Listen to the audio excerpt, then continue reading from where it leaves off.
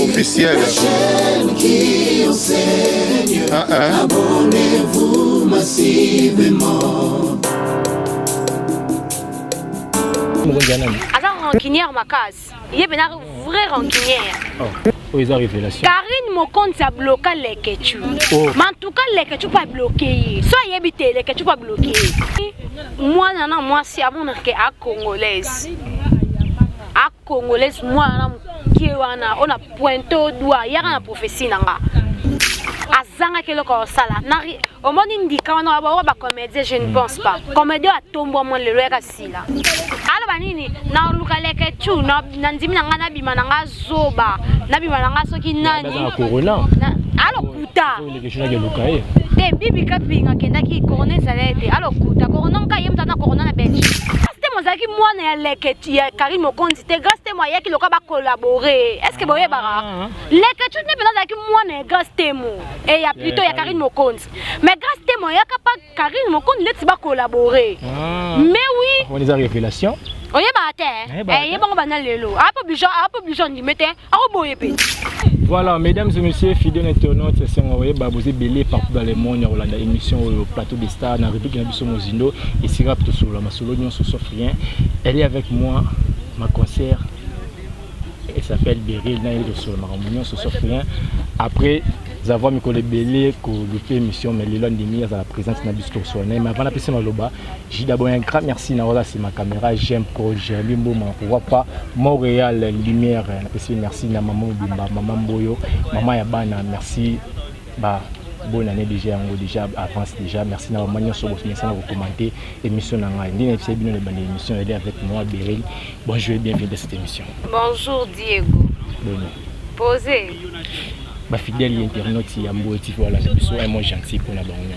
Merci beaucoup na internaute tout et surtout na abonné à Mboyo officiel TV merci beaucoup na copie sa salutation en directement non OK je te salue j'ai mis à Ossa depuis Paris ba fine nanga batu nanga tongo batu ba vrai ya Beryl Mabiala j'ai mis à Ossa je te salue mais chaque mois na cas depuis Paris je te salue encore papi vois moi depuis Allemagne papi vois moi depuis Allemagne papi vois moi ya ba papi moi na voir moi za voir ma merci déjà pour la code merci déjà faut déjà bonne année et les gars Toros bon déjà les gars d'aller bon merci beaucoup sous la Laetitia Midi la patronne Malobi ba boss c'est la bonne année merci na o déjà ba kanisa libiso déjà to fêter bien mais on peut kanisa libiso te ba boss bo kanisa tozana voilà ba meilleur vœu déjà à famille Mboyo Mambo ba meilleur vœu déjà Mboyo les même ce qui déjà na début émission d'actualité c'est belé mais tout dans l'actualité oui ça la passe tout bien on peut ça la passe tout bien on peut révélation to éviter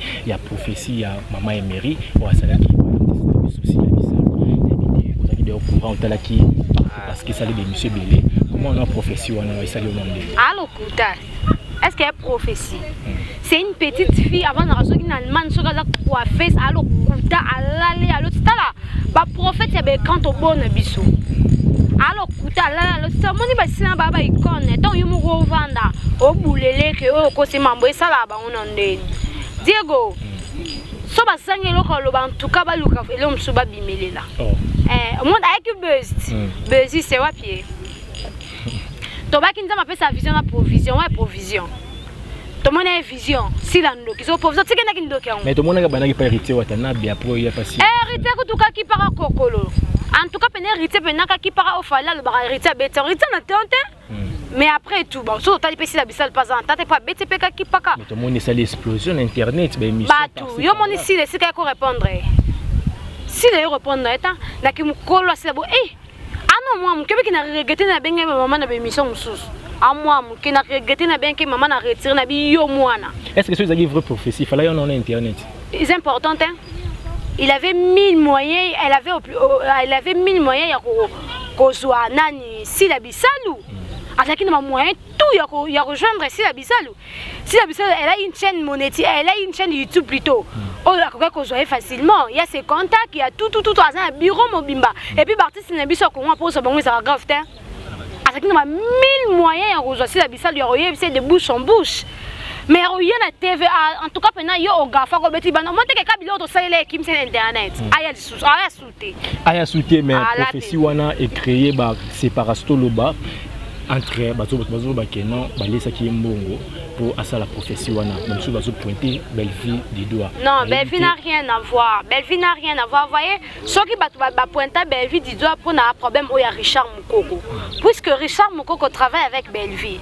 Vous voyez, Richard Moukoko, Diego, mon est aux abois. Au travail à Pambo, une fois l'indicat moi bête à Mimbo, dit quoi, on est cause à Diego. Vous voyez, tu as ma boss, n'a pas pensé loco, moi, bima, quel loco, on t'a bête à on fait sa cabéry. Vous voyez, mais non, Belleville, vu que Richard, il travaille et pas Belleville. Nandika Richard Kobeta, papa Richard Mouko Kobeta Belleville ana sila. Du coup, biso taba congolais to analyser na biso bongo. Congolais ezala yango te biso chango yango. Mais tout le monde peut pas Richard Ayakipe a sengi pardon aloba ko étant artiste ta omoni caméra o et ben ça va déjà au sala no ba filma ko couper action sala boy mais d'être gens bazolo baké alobi no ba vérité après au senga pardon na sima est-ce que eza manière ya ko sali kamum po senga pardonner ba bike pardon limite non le vous voyez Azamutu Azamutu, Buisson Stopotek et dit doigt pourquoi tu as dit ça, pourquoi tenir ma propos au Azamutu. Ce qu'on a qui à reconnaître ma bé au moins. Il a reconnu ce qu'il avait fait que les a bien aïe au sein pardon. Donc recevoir un pardon, peu importe ça n'indique ou pas. Puisque nous avons même kabiro alimbi sarate puis alimbi nous limbi sakete ce qu'on a malimbi sauté. Na ma bé au biso tout ça là nzambi. Yebisanga na minso masumo biso sali bana tonga ti ero na o Richard asalaki. Voyez, le cas c'est qui pardon le bien le bail d'un artiste et ben que comme bongo bon, pour moi je pourrais dire aussi la Bissala à place Belleville mais vu que avant la suspension étant mon tourné en sort engagé ni soit ça dit comme moi suspension là mais je sais que pardonne et arriva qui peut passer là bas Belleville puis va pardonner si c'est une famille artistique. Beryl Oza journaliste chroniqueuse au la rappel tout le temps artiste comédien entre autres Belleville basi la bozana non c'est comme est-ce que rancune ya Belleville na si l'année est-ce que c'est vraiment réel? Te baba rancunière te est-ce que on comprend Diego, on peut entre au moment où la boue, nous on a les combattants, bah pire peu baza. Toi si 7 moments qui peut être aidé na kamana barbine, intel la kamana, bon tous ce sont des artistes et maison mon ko elomé. Mais bana mon cas c'était baza la pire. Bana rankina nini. Parce que je ne pense pas que si la na bevu, biso ka si la na bevu ba ya peut na kara. Okoloka ndenge ko ya sommele na YouTube. Mais il a mis avec Capilo depuis Kassavou mais c'est mbote sika zalobi que non na sali constant na ba tournage pour Belleville si la zalaraté. Tournage ezaralini production c'est un mutu selon ya rôle mutu ko incarner. Par exemple président nanga Herman Kasongo a commis filmé habite rôle mutu ko incarner bien zaka Belleville. Est-ce qu'après ka senso benga sila? A côté après bon rôle mutu ko incarner bien ezasila. Est-ce que ça sensible que bien à Belleville? Non. Chacun de nous a une manière non ensemble ça là. Tout le monde a pas pakaloï babimaki, tout le monde est belé papa le corps pakaloï babimi. Mais rien n'empêche à bengi pakaloï babengi batasi à la tête. Rien n'empêche à bengi nani babidi bidi kutu bakunda malabango. Rien n'empêche à babengi oh atira nini soudianta. Babengi pakaloï te. Est-ce que soit bengi soudianta baka ça soit bengi pakaloï? Non. Peut-être mutu na scénario na ye tikuana et senga Belleville. Personne wana esenga peut être si là azako obligé te loka batu balobaka foka na sens pour batu bamona non tout ça la concurrence te tout ça ndé musala mais comme c'est trop babaki puis des sous 10 films et c'est Belleville za si la za ce n'est pas un problème bato balo babongo basa non film ba komba la production benga si na Belleville benga boso babo tourner basa la ce n'est pas un problème peu importe la 20 films depuis journée yo mona scène moko Belleville na ici mettez dans le film oh le reconnaître Belleville ici balaki nini moko. C'est-à-dire quoi? Producteur to les arts non, c'est pas ça, c'est juste quoi? On a dans un monde wana, et ça peut-être rôle wana et zo ko senga sila, et ça sila. Rôle wana et senga Belleville, et ça Belleville.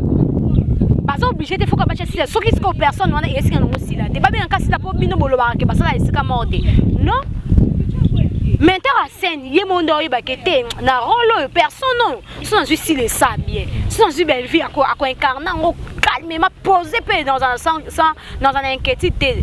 et sengi belle vie mais bazara pas obligé te bien ka loka sila loka ba rando te to sanction ka pour mokile mona non bato ba incarner na mutu na bon que belle vie na si ba yoka na te ko yisa ba ni oh ya tena mutu ne belle vie na si ba yoka na te etala oh ba a comprendre makambo ke eza nango makambo etali pe mutu azongo na nengo ya lingi na eloko po batana ba cha mutu ba mikolo ba ko ma producteur ba ko ma filmer ba cha mbongo ba benga sina na belle vie so ba jouer te voilà là c'était juste une parenthèse tout son nom ma prophétie à maman Emery tant ozo ba ke si la bisalo il faut se repentir si la bisalo azandoki azana 4 misu to lo ba ke ndenge artiste mon comédien ba yamba ke ba aussi ta capable à dire celui-ci qui serait omoni mwana na mwasi abona ke a congolaise mwana na ki wana ona pointo doigt yaka na prophétie nanga azanga ke loko sala nari omoni ndika wana ba comédien je ne pense pas comédien atombo mo lelo eka sila te bande na ignorance ba belle vie va to ke États-Unis kata pona matanga ya Diana Makila bande na kata ignorance sans vandi na yo peu importe nga na le ba Diego eza la vraie manière de transmettre un message c'est pas une bonne manière au moins na mokilo nzamba le bakani na batan suka ba vrai na ba faux bozala et belé ba faux surtout ba dominer ba vrai ayaki na message si la ndoki siko la kindoki na préparer leni pour un bon serviteur c'est repentir ndeli repentance ça le lobité repentance c'est mama nzambe yaya repentance to sala ngo chaque jour to sumuka il repentance sinon le que la mutu on se répand chaque jour yama lobi il faut prier à tout dans à chaque moment au monique na sumuki qui pense me senga pardon c'est-à-dire que à chaque moment to sala masum oui que même téléphone nzamba za pour téléphone sur ma sume belé et ben nzamba ça capable non on peut dire ça qui je m'excuse pour na terme non on peut dire ça ka yemu avec des messages dans le président de la République à Kota pas président de la République fait qu'il y a président de la République à la TV ce qu'on prend il y a président de la République qui fait qui à Kota loba il y a si la TV moi nzamba beaucoup décortiquer bien bino ba to sakana nzambe au moins temps haut dans le temps de la fin ba photo yeba bino boko ya lisusu te loka ba serpent to yeba bino ke yo fondé ti mera na peta fo nga promesa ndoki bon siko na kindoki ne yo pour parler ni est-ce qu'il fallait ba comédien ba kota makambo ba comédien en général ils sont obligés d'un est-ce que ba est obligé pour souvent ba nous ba interprétant que ba comédien ba vraiment ba clan ba sundoli si là est-ce que yemo kono si la c'est comme sundoli pour si la répondre te est-ce que c'est important au moins l'homme sous c'est pas important c'est pas important pour eux na moment où peut-être ba faire ba kota makama ezaki maman ba ko ba filmer ba sama na ba yara pour na maman na biso to soboli maman ngo tu vois puis voilà, tu continues seulement à makambo ranking oezo partout par là internet Nicolas ils a tombé parce que tout le bon ils ont payé tout ça nini chroniqueur le quoi la bisopé oyo les ketchup biso moto yebi parce que ça appelle musala ne bien à ça qui tourne à Paris tout le bar tourne poto mais voyage ni qui ba problème pourquoi parce que parce que baké baninga ne chroniqueur ba yamba et mettre absence ya Karine Mokonzi ni kaza mama na yebi bien kayema mi ayo yamba été d'autres bouches bazolo baké bazana qui d'autres bouches bazolo baké ce qui a qui Karine Mokonzi a retrahi Yvette na grâce temo analyse na wezani. Alors, la Ketchou n'a rien à voir avec Karine Mokonzi, puisque la Ketchou, soit qui rancunier, c'est pas se comporter comme peut-être Yvette, c'est grâce. Non, nous les femmes, tu as la façon de jouer la macam. Excusez-nous, nous les femmes, nous avons mais les hommes, on a un peu la manière qu'on joue les cam. Vous voyez? Les Ketchou n'a rien à voir avec Karine Mokonzi, puisque les Ketchou, à chaque temps, l'émission n'a Karine Mokonzi, mamie, n'a rien à voir. Il est reconnaissant que son les Ketchou, c'est grâce, il y a peut-être Karine Mokonzi. Mais Karine Mokonzi n'a rancunière. Oh. Oui, bon, il y a Karine Mokonzi n'a rancunière. Karine Mokonzi n'a rien. Elle a rancunière, ma case. Il y a une vraie rancunière. Oh. Révélation. Karine Mokonzi a bloqué les Ketchou. Oh. C'est pourquoi on a débloqué, c'est là les Ketchou qui n'a pas débloqué. La poto qu'on a débloqué. A débloqué les Ketchou pas bloqué. Pas comprendre que les Ketchou n'a rien à faire plus que dans l'émission n'a attend à mon minanga et ça Karine Mokonzi. Mais en tout cas les Ketchou pas bloqué. Soit y habité les Ketchou pas bloqué. bakutana te pe bakutana te ko po sopa Yvette sto sopa gaste monte bakutana te po momi na banga za mutandika yene nga za ngo le kachako ba bon c'est les faits aza momi na nga et tout kutana tato pesa na tambote ye fo morzolango est-ce que les questions qui m'ont baligné à quoi tu n'es pas doté à y paiement ah non ça va droit de réponse au mona y a on regarde bon et bah écoute là je t'assure pour les questions bloquées bah écoute alors banini na luka les questions na nzimi na ngana bima na ngazoba na bima na ngasoki nani alors kuta les questions que luka te bibi kapinga kenda ki corona ça l'était alors kuta corona ka yem tana corona na Belgique na évité Mirfi Kaboda en Belgique na ki corona na Belgique quarantaine na ki on kapa na imoko bon na évité pour biso pe un mois minimum là na poto mais les quelque chose fautif ou y a une émission pour démarrer mamuna pourquoi ayamba na émission a démarrer te ezanga ndo ya minga invité na nganga na banzolo balanga sikoto sandeni mutu na mtana forme na yo journaliste ngo ya minga invité na forme na ngo lo ba yo pexanga te préparer émission ba préparer que émission nyonso omoni mutu mtana forme na yele na ye mutu msa ko maka ba question na fait msa na mutu na ye o comprendre même la question ndo mona mususu avant ma première question atanga makasi butu mo ba mususu atanga ndanze donc ça examen mususu katanga commencer de question atanga examen o ko préparer ba question non mais ngapi ba réponse c'est ngati boyo préparer nga ba réponse yo préparer nga ba réponse yo préparer ba question na réponse c'est ngati c'est tout le bana Congo ataba musicien na ba journaliste ba comédien soza pire il faut comme pirate non oui ça c'est imité ça m'écoute biso boto ma deux personnes boyo quand te bokabwa parce que Hollande ba Yvette na ba Karim ba ba pire nzamba lobi boye soki botamuli deux personnes bo s'accorder te c'est pas bo se séparer bo kabwana même liboko eti na be kata nzamba mite ke longola chape mino go song c'était abikata tant abikata c'est-à-dire ezon a souté soto otamula no esimba te Diego non ke no tiwa to ko sa ba pire comme un pirate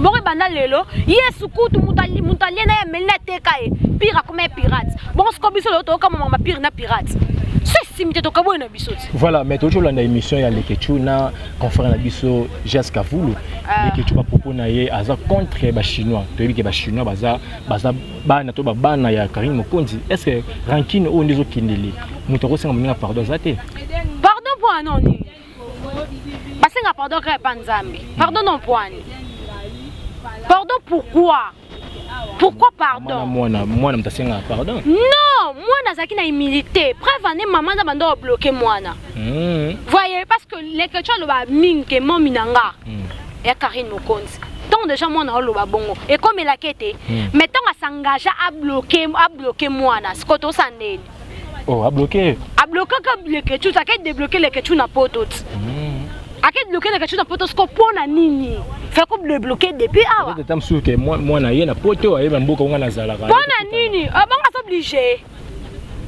ça y na poto za be ye Karim Mokonzi obligé non so longa ki na komi Belgique faut que Karim Mokonzi pana oh parce que Karim Mokonzi to baza so ba chinois na ye o ba chinoise na ye ba chinois na ye a ke Belgique ba kuta na bango et puis problème te neto mona pe Yvette Kalombo mukolo ke na Amérique ba seni ba kuta nit est-ce que mu Amérique mo ba ko obligé ya po Yvette ça y est to kuta mais ndire koyo kayo koloba oza pour les Kechu contre Karim Mokonzi na nga pour les Kechu te na yebi ranu na bango sike ba na tenga na loba onga na onga na yoka mtamana mabeza Karim Mokonzi c'est ça pe Karim Mokonzi ba naka mabe pa les Kechu te hasard rancunière na grâce temo to ke ba Yvette Kalombo est-ce que y a na pire mais on dirait ba tout so tenga ba kobo ba reconnaître valeur ya Karim Mokonzi te ba reconnaître dans ba sens nini yo moso Diego valeur a mutu yo mo reconnaître valeur na ye so mo komi pe sa valeur te ko zelanga na peso ngote o comprendre so ki yo mo komi pe sa valeur te ko zelanga na peso valeur te yango mona ba mso sa malédiction pa ani papa za na yega lege mona ya sime na nzoto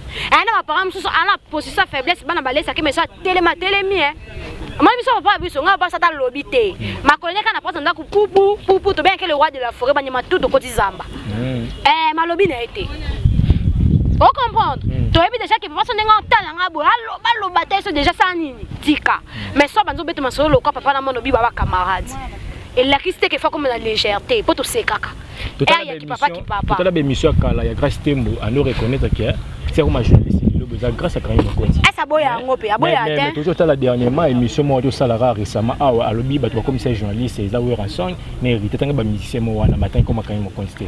Est-ce que tout le beza manque il y a reconnaissance tout le beza ka ndikande. Wana za faire na e. Si auparavant so to yebi pe grâce temo so to yebi grâce temo beaucoup plus nga ko le beza pour na Karim Mokonzi nga yebi grâce temo pour na ba musicien. À mon avis bien sûr. Je t'ai dit, quand Grâce Temo était chez Karim Mokonzi, moi, je ne l'ai jamais connu, moi. Oui, on a vu Grâce Temo pour un musicien. Oui, les questions au moins, moi, ma photo qu'elle appelle ça au moins. Grâce Temo, c'est moi, les Karim Mokonzi, Grâce Temo, il y a qui va collaborer. Est-ce que vous voyez, Bara? Les questions, n'est pas que moi, Grâce Temo. Et il y a plutôt Karim Mokonzi. Mais Grâce Temo, il y a Karim Mokonzi, il va collaborer. Mais oui. On les a révélations. Oye bate eh bon banal lelo apo bijon ni mete ako boye pe obo songa na na biso to collaborer yo bénéficier na mayele na nga na bénéficier succès na o bijon ba ke yendo bimisanga c'est to yo bénéficier na mayele na nga absence ya Karim Mokonzi na Kinshasa ya ngonde sali makamyo so absence te Karim Mokonzi ki ana kina lakini eka rankinière Karim Mokonzi ba fali ba kangisa wapi oh Karim Mokonzi grand donné bani na pote ye awa kaka meninga ke bobe ke Karim Mokonzi roya te dans l'aéroport. Les questions d'Ozonga. Les questions d'Ozonga, les questions de les questions à rancunier. Voilà, là c'était l'ambiance de ce plateau, mesdames et messieurs, fidèles internautes, si vous avez au courant. La émission, elle s'appelle Beryl, là il est au sol là. Toi animer émission, nous voyez la vérité, tous les autres de émission. Tout continue à la sujet, Karim Mokonzi, tout le monde, maman Charlotte, à tout ça là, tout bien en témoignage, tout bien en révélation, tout bien en à se repentir. Ouais, ça les troubles les bateaux. Après c'est bien si plutôt le vrai face payer quand même compte à quelque chose tout le monde. Wana ndika telle mère telle fille, bien c'est la révélation. Mon insa msanga msomna poisse. Alors le sima comme oh yo moko se rendre compte final lo baté. Ngama za bon. Tanga lo bana nzambe mto atinda. Oh, nzama ko se so deza we ba. Nzama ko se sa yo mo Diego. Caméra chesi wana. Yo moko pam papa OK na peu na montage. Pe o commande ni makata kité. Nzambe. Nzama ko se so deza. Nda se si mama Karim Mokonzi deza. Nzambe bana bete deza wana. Nzambe nda se deza wana. Omoni, c'est une servante. Moi je ne disconviens pas dans le bango. Je la dois beaucoup du respect. C'est une servante de Dieu. Mais étant servante de Dieu intelligente, sagesse, et on va à la fois faut ajouter la connaissance. Il faut avoir la sagesse. Nous devons la prophétesse Souana. Beaucoup de choses un message formé. Mais l'habité, selon moi, la maman Karim Mokonzi m'a bêté. Non, elle n'a pas mal dit. Puisque c'est la vraie. Et quand tu connais pas que tu as m'a bé, et cause la vraie formé. Il y a une quoi juste. Au moins il y a une que le quoi une maman. Elle se pose sa moto. Au moins une maman ou ya sa maman alors la qui bon maman au sentir na douleur il y a allaitement hein. Je sens que maman me mata 9 mois hein. Mais maman oh pendant il y a un message yango mais nandika au sens que mère obeta ndika. So un message on est cause vrai bien ça que j'ai mis par ya Karim Mokonzi. Là c'est na conseiller Yvette Kalom. Mais place que le bac dans le mois 17 c'est madame tous comme là Karim Mokonzi les ils a passé là. Voyez, ça pourrait être vrai. Dieu nous a délivré. Est-ce que le long de l'église ba tout nyonso ba pesa ba témoignage ba fina bango nyonso. Un témoignage de monsieur c'est quoi édifié, mais un témoignage de monsieur quoi comme le problème. Voyez un peu. Oui, à l'ongra 17e, j'ose croire que l'église n'est déjà témoignage. Est-ce que c'est important il y a internet? Ce qu'on a internet c'est dans le monde au moins nous peut-être ça. Ce que c'est Karim Mokonzi a encore Ingrid Kalombo et Ingrid Kabongo. À ça la mission est bien. Inga maman n'est pas ah tu sais que maman a bon monter ma soeur. Totali moi na, totali maman. Hein moi. Mais ce que tant il y a un témoignage à Bongo, totali Karim Mokonzi to zabatu.